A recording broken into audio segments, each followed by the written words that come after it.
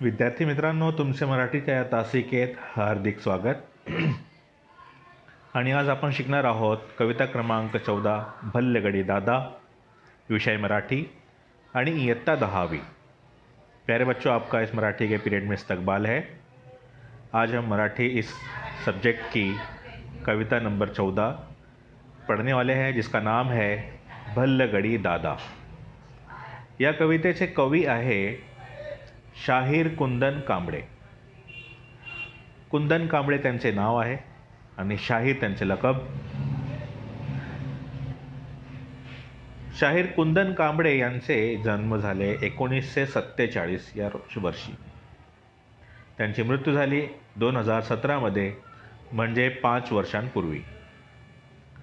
तर काय अर्थ आहे या कवितेच्या शीर्षक भल्लगडी दादा, हे आपण सर्वात पहिले जाणून घ्यावा. भल्लगडी दादा या नावात 3 शब्द आहे: भल्ल, गडी आणि दादा.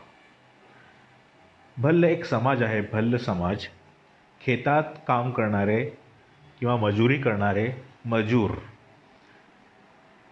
शेतकऱ्यांना पण भल्ल सांगू शकतात. गडी म्हणजे उर्दू भाषेत त्याला सांगता साथी. उर्दू हम कहते हैं उसको साथी. और दादा तो हम आमतौर पे सुना ही होगा, महाराष्ट्र में ये एक आम लफ्ज़ है. बड़े भाई को भी दादा कहते हैं, या किसी को इज्जत के नाम से अगर पुकारना है तो उसको भी दादा मराठी में कहा जाता है. तो भल्लगडी दादा ये किसान होते हैं जो खेत में काम करने वाले मज़दूर होते हैं, उनको भी भल्ल कहा जाता है. तो भल्लगडी दादा एक दूसरे को खुशखबरी सुनाते हैं इस नज़म में, जो कवि ने हमको यहाँ पर दी हुई है. तो हम इसको पढ़ना शुरू करते हैं. पढ़ने से पहले ज़रा इसकी इंट्रोडक्शन देख लें कि जो थे कुंदन कांबळे, ये कौन थे. लोक कवी, गीतकार तसेच आंबेडकरी चळवळीतील ज्येष्ठ कवी. चळवळी मतलब एक मुहिम जो होती है कि कोई भी धरना आंदोलन वगैरह, उसको चळवळी कहते हैं. आंबेडकरी इन्हें बाबा साहेब आंबेडकर के ज़माने में जो उन्होंने मुहिम शुरू की थी, उसके अंदर उन्होंने साथ दिया.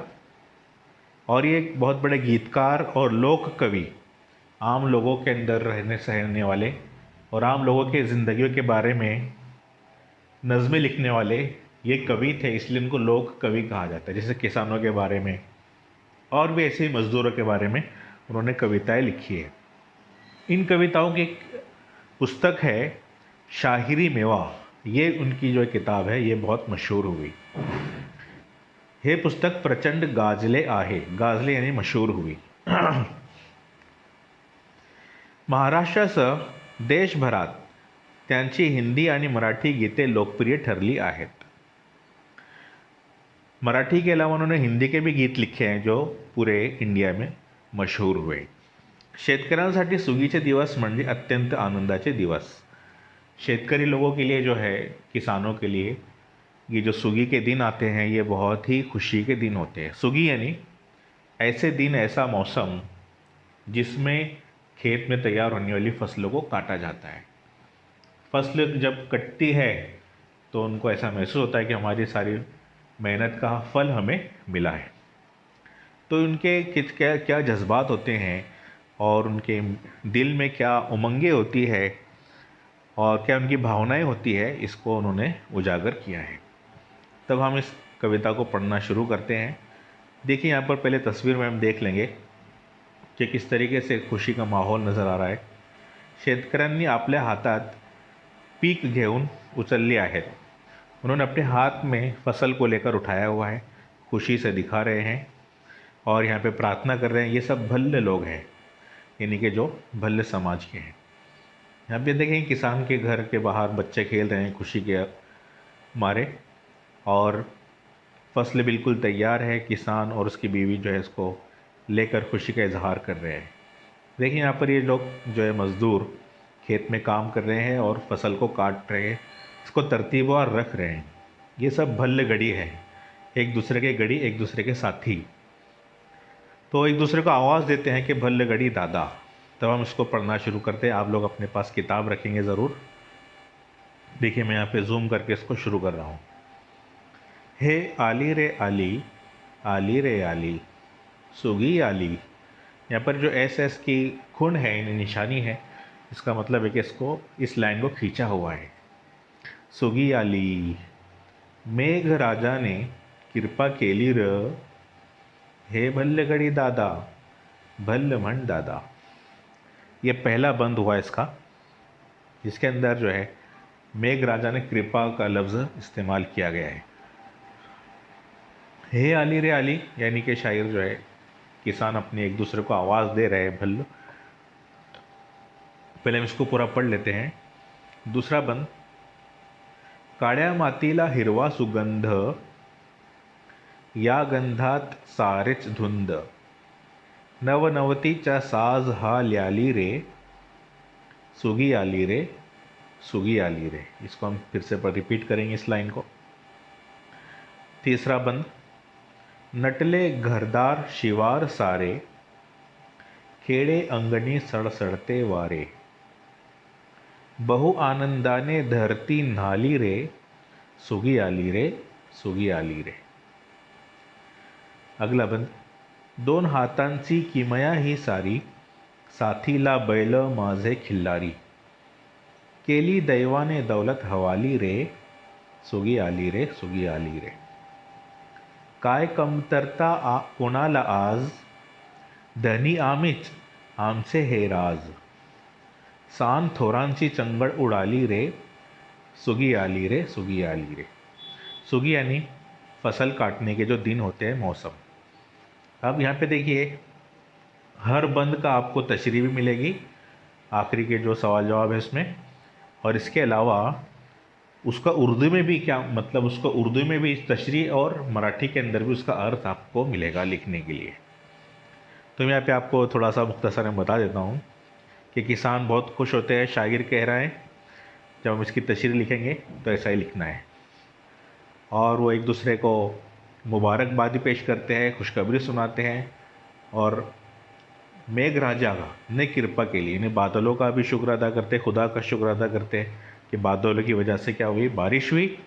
हे भल्ले गाड़ी दादा, म्हण भल दादा, कि वो उसका शुक्र अदा करते हैं। दूसरा, काळ्या मातीला हिरवा सुगंध, काली मिट्टी थी, उसको हिरवा सुगंध आ गया। काली मिट्टी पे किसान ने अपनी मेहनत किया और उसको हरे रंग में तब्दील कर दिया। हरे रंग को उसने सुगंध कहा है, खुशबू। माती यानी कि मिट्टी। या गंधात सारेच धुंध, इस खुशबू के अंदर सब धुंध हो गए हैं, यानी खो गए हैं, सारे किसान इसमें खो गए। नवनवतीचा साज हा ल्याली रे, सुगी आली रे, सुगी। नवनवती का मतलब होता है दुल्हन, नई नवेली दुल्हन। साज मतलब सजने की चीज़ें। हाँ ल्याली रे, अपने आप को उसने क्या किया, मतलब सजावट का सामान ले आई है, यानी काली ज़मीन थी और हरियाली उसके ऊपर छा गई, यानी कि दुल्हन की तरह सज गई। नटले घरदार शिवार सारे, नटले मतलब सज गए, सुशोभित करण्यात आले आहे और उसको खूबसूरत बनाया गया है। नटले घरदार शिवार सारे, शिवार म्हणजे त्यांचा परिसर, त्यांचा मोहल्ला आणि गांव या खेत के अतराफ का इलाका भी इसको शिवार कहते हैं।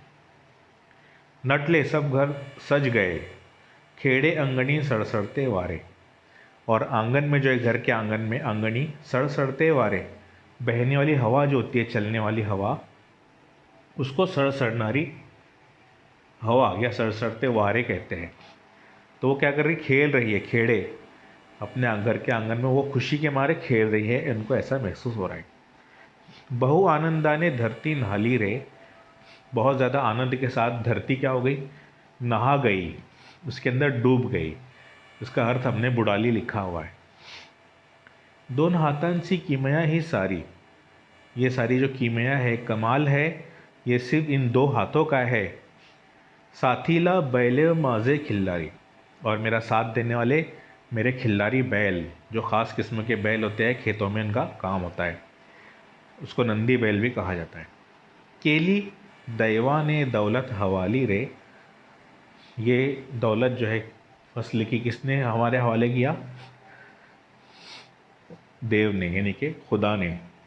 ये सारे दो चीज़ों की मेहनत की वजह से, दो हाथ की ये कमाल है और साथ में उसके बैल, और ये दौलत जो है खुदा ने दी है। मेहनत हमने की लेकिन दौलत खुदा ने दी, ऐसा कवि कह रहा है।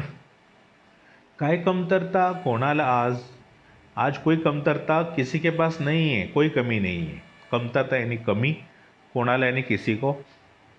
धनी आमीच, धनी कौन है? हम ही हैं, यानी बहुत ज़्यादा दौलतमंद हो गए, श्रीमंत झाले आम्ही। आमीच, आमचे हे राज, और आज हमारा ही राज है, हमारी हुकूमत है हर जगह। सांत थोरांची चंगड़ उड़ाली रे, और हमारे साथ साथ जो है ऐसे सांत थोर यानी कि ऐसे जानवर जो चारा खाते हैं, पालतू जानवर, भैंसे वगैरह, चंगड़ उड़ा लिए रहे, उनकी भी धूम मच गई। चंगड़ उड़ने यानी कि धूम मच जाना, उनके भी मज़ा हो गई कि वो भी क्या, उनको खाने के लिए चारा और पाला मिल गया। तो इन तस्वीरों में हम देखा कि अभी किस तरह से वो किसान जो है खुश होते हैं। देखिए, काळ्या माटीला हिरवा सुगंध, ये है काली मिट्टी, किसान मेहनत कर रहा है। और उधर पीछे वाले खेत में देखेंगे तो हरा रंग जो आ गया है, हिरवा रंग, देखिए यहाँ पर भी। इसके बाद हम देखते हैं इसके अल्फाज मायने। सबसे पहले भल्ल यानी कि शेतकरी, मराठी में कहेंगे, इसका पहले मतलब मराठी में, उसके बाद उर्दू में किसान या खेत में काम करने वाले मजदूर। गड़ी यानी कि भीड़ू, मराठी में साथी। सुगी, शेतातून धान्य काढण्याचे दिवस, फसल काटने के दिन। मेघ म्हणजे ढग, उर्दू में कहेंगे बादल। माती, उसको मराठी में माती ही कहेंगे, मिट्टी। गंध, सुगंध, खुशबू। अब यहाँ देखते हैं आगे, धुंद, खो जाना। नटले, सुशोभित झाले, सजाए गए। शिवार, परिसर, शेताच्या भोवती, उर्दू में कहेंगे महल्ला या खेत के अतराफ का इलाका। किमया को कहेंगे कारनामा, उर्दू में कमाल। खिल्लारी, मोठ्या जातीचे बैल, ख़ास किस्म के बैल, यानी बड़ी ज़ात के। श्रीमंत, धनी, अमीर या मालदार। चंगड़ उड़ने, ये एक मुहावरा है, मुहावरा जिसको मराठी में कहते हैं वाक प्रचार, और उसका मतलब होता है गोंधळ उड़ने, धूम मच जाना। इसके बाद हम एक जुमले वाले जवाब देखते हैं। सबसे पहला सवाल, शेतकऱ्यांचे कोणते दिवस आले? उत्तर, शेतकऱ्यांचे सुगीचे दिवस आले। कोणाची कृपा झाली? मेघराजाची कृपा झाली। काळ्या मातीला काय लाभले आहे? काळ्या मातीला हिरवे सुगंध लाभले आहे। लाभले मतलब उसको क्या मिला। धरती आनंदात का न्हाली? सुगीचे दिवस आले म्हणून धरती आनंदात न्हाली। पाचवा प्रश्न, सळसळते वारे कुठे खेळते? उत्तर, सळसळते वारे घराच्या अंगणात खेळते। सहावा प्रश्न, दोन हातांची मदत कोणी केली? उत्तर, दोन हातांची मदत खिल्लारी बैलांनी केली। शेतकरी कसे श्रीमंत झाले? शेतात पीक मिळाल्यामुळे शेतकरी श्रीमंत झाले, यानी खेत से फसल मिलने की वजह से वो श्रीमंत हो गए। अब यहाँ पर कारण शोधा, यानी कि उसके वजह लिखना है। पहला, सुगी आली, कारण, सुगी क्यों आई? तो उसका जवाब आएगा मेघराजा ने कृपा केली। मेघराजा ने क्या किया था? कृपा की थी, इसलिए। दूसरा प्रश्न, शेतकऱ्याला कमतरता नाही, कारण, शेतकरी के पास आज क्यों कमतरता नहीं है? तो उसका उत्तर है चांगले पीक तयार झालेले आहे, अच्छी फसलें तैयार हुई है, इसलिए उनके पास आज कोई कमी नहीं है। दूसरा प्रश्न, कवितेच्या आधारे योग्य शब्द शोधा व चौकटीत पूर्ण लिहा। शेतकऱ्यावर कृपा करणारा, शेतकरी पे किसने किया? कृपा किया। कृपा बोलते ना, मेघराजाची कृपा झाली, तो मेघराजा लिखेंगे यहाँ। नवनवतीचा साज ल्याली, कोण? सुगी। शेतकऱ्याच्या साथीला असणारे खिल्लारी बैल. देवाने दिलेली दौलत पीक. पीक यानी फसल.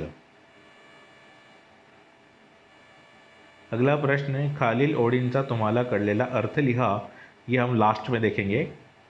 इससे पहले ये देखते हैं, काळ्या मातीला हिरवा सुगंध. संपूर्ण कवितेचा अर्थ खाली दिलेला आहे, यानी कि नीचे दिया हुआ है. जब तक कि हम अगला सवाल देखते हैं. ओळीतील अलंकार ओळखा व अलंकाराचे नाव चौकटीत लिहा. अलंकार का मतलब होता है जेवर. कविता का जेवर यानी दो तरह के इसके अंदर मराठी ग्रामर में कविता में दो अलंकार होते हैं. एक यमक अलंकार, दूसरा अनुप्रास अलंकार. देखिए यहाँ पर ये यमक है और ये अनुप्रास है. यमक का मतलब होता है ऐसे लफ्ज़ जो हम आवाज़ अल्फाज होते हैं, जैसे खो गया, हो गया. इस तरह उर्दू में जो होते हैं ना, उसको हम उर्दू में कहते हैं रदीफ़. सॉरी रदीफ़ नहीं, उसको कहते हैं काफ़िया, जो हम आवाज़ अल्फाज होते हैं. तो ऐसे ये मराठी के अंदर होते हैं. ऐसे उर्दू में रदीफ़ होता है, यानी कि जो रिपीट हुआ. तो मराठी के अंदर भी रिपीट होने वाले को अनुप्रास अलंकार कहते हैं. देखिए यहाँ पे लिखा है अनुप्रास. अब देखिए यहाँ पे शेर दिया हुआ है. अब इसके अंदर कौन सा अलंकार है अपने को ढूंढना है. पहा पाखरे चरोनी होती झाडावर गोडा. देखो यहाँ पे गोडा. कुठे बुडाला पडी कलील तो सोन्याचा गोडा. गोला जो लफ्ज़ है वो दो बार रिपीट हुआ है, इसलिए अनुप्रास अलंकार. रिपीट. जरी अनेक आपले धर्म अनेक आपल्या जाती, परी अभंग असू द्या सदैव आपली माणुसकीची नाती. अब देखिए जाति और नाती एक जैसे आवाज़ है, एक ही लफ्ज़ नहीं हो, एक जैसे आवाज़ है तो यमक अलंकार आएगा. तीसरा है झुडकन सुडकन इकडून तिकडे किती दुसरी उडती, हिरे माणके पाचू फुटुनी पंकची गरगरती. उड़ती और गरगरती एक जैसे अल्फाज है तो यमक. नटले घरदार शिवार सारे, खेले अंगणी सड़सड़ते वारे. वारे और सारे तो यमक अलंकार. एक ही लफ्ज़ अगर बार बार आएगा तो हम उसको अनुप्रास लिखेंगे. अब तशरीह देखते हैं हम पूरी कविता की. हे अली रे अली पहली 4 लाइन, उसकी कविता की तशरीह ये है. देखिए उर्दू में दिखा, आप उसका स्क्रीनशॉट ले सकते हैं. मैं मराठी वाला पढ़ता हूँ. या ओळींचे मला समजलेले अर्थ असे आहे की, ये आपको पहला जुमला हर एक जवाब में लिखना है. या कवितेचे कवी कुंदन कांबळे असे म्हणतात की सुगीचे दिवस आल्यावर शेतकरी मंडळी खूप आनंदित आणि प्रसन्न होतात. शेतकरी मंडळी यानी कि शेतकरियों का जो ग्रुप है वो खूब आनंदित और प्रसन्न होते हैं. एकमेकांना शुभेच्छा देतात, तसेच मेघांचे व वर्षेचे आभार मानतात. एक दूसरे को मुबारकबाद देते, शुभेच्छा यानी मुबारकबाद, और मेघांचे यानी बादलों की आभार मानते हैं, उनका एहसान मन्नत होते हैं. कारण वर्षा चांगली झाल्यामुळे त्यांच्या शेतात पीक तयार झाले. दूसरे बंद की तशरीह देखेंगे. काळ्या मातीला, तो ये उसका उर्दू में दिया हुआ है. या ओळींचे मला समजलेले अर्थ असे आहे की, पहिल्यांदा शेती वाळवंटासारखी सुकलेली होती, यानी खेत जो है वो रेगिस्तान की तरह सूखा हुआ था. शेतकऱ्याने मेहनत घेतली. शेतकरी ने क्या किया, किसान ने मेहनत की आणि त्या काळी मातीला हिरव्या रंगात बदलून टाकले. उसको हरे रंग में बदल दिया. हिरवेगार गवताच्या सुंदरतेला कवीने सुगंध म्हटले. जो उसकी हरे रंग है उसको शायर ने सुगंध कहा. सारे शेतकरी गवताच्या सुंदरतेमध्ये हरवले आहे. उसकी हरियाली में सब धुंध हो गए, खो गए. असे वाटतो की नवनातीचा वस्त्र शेतीने घालले आहे. वस्त्र का मतलब होता है लिबास. ये लिबादा, उसका लिबादा जो है नवनौती, एक नई नवेली दुल्हन का लिबादा ज़मीन ने पहन लिया है, खेत ने. देखिए तीसरा शेर है यहाँ पर, उसका मराठी में भी अर्थ है, उर्दू में भी है. या ओळींचे समजलेले अर्थ असा आहे की, शेतकरी मात्र अत्यंत आनंदित झालेले आहेत. घर शिवार आणि संपूर्ण गाव सुशोभित झाले. घर आणि संपूर्ण गाव क्या हो गए, सुशोभित यानी सज गए हैं, खूबसूरत हो गए. आनंदाचे वातावरण निर्माण झाले. खुशी का माहौल तैयार हो गया. वातावरणीय माहोल निर्माण होण्यास तयार होणार. असे वाटते सळसळणारी हवा पण घराच्या अंगणात खेळत आहे. बहने वाली हवा भी घर के आंगन में खेल रही है. फक्त शेतकरी नव्हे तर संपूर्ण धरती आनंदात बुडाली आहे. सिर्फ शेतकरी ही नहीं तो संपूर्ण धरती, पूरी ज़मीन खुशी में डूब गई है. चौथा बंद, उसका अर्थ यहाँ पे एक लाइन और नीचे इसको हम थोड़ा छोटा करेंगे. या ओळींचे समजलेले अर्थ असे आहे की शेतात तयार झालेली हिरवेगार पीक, खेत में तैयार होने वाली हरी रंग की फसल खूप सुंदर दौलत है. ही महान कारागिरी शेतकऱ्यांच्या 2 हातांची आहे. ये कमाल किसका है? 2 हाथों का. व त्याला साथ देणारे खिल्लारी बैल, उसका साथ देने वाले खिल्लारी. दोघांच्या मेहनतीनंतर देवाने ही दौलत दिली. उसकी मेहनत के बाद खुदा ने ये दौलत उनको दी. 5वां शेर, काय कमतरता, आज हमारे पास कोई कमी नहीं है. इसका अर्थ देखेंगे यहाँ पर. इस तरह से आपको 4-5 लाइन में इसका अर्थ लिखना होता है. या ओळींचा समजलेला अर्थ असा आहे की शेतात खूप छान पीक तयार झालेली आहे. यानी खेत में बहुत अच्छी फसल तैयार हो गई है. पीक यानी फसल. म्हणजेच या पिकांमुळे यानी के इस फसल की वजह से शेतकरी खूप धनवंत झालेले आहे. खूप क्या हो गए? मालदार हो गए. त्यांना राजा झाले सारखे वाटतो.